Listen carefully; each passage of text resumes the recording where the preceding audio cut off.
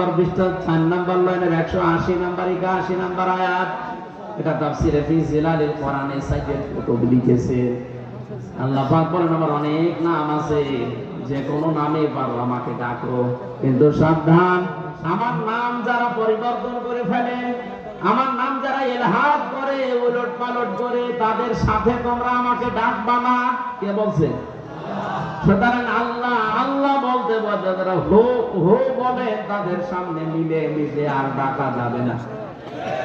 আল্লাহর নাম যারা পাল্টিয়ে অন্য নামে ডাকে, এক কথা বুঝতেছে? কিছুক্ষণ সুবহানাল্লাহ আলহামদুলিল্লাহ, এরপরে শুরু করে দেয় ইয়ালি বাবা, শালি বাবা, দয়াল বাবা, খাজা বাবা। এত স্পষ্ট কথাগুলো নাম ধরে বলার পরও যদি ঠাকুর বা মানুষগুলো না বোঝে, আমার মনে হয় এদের বিবেকের উপরে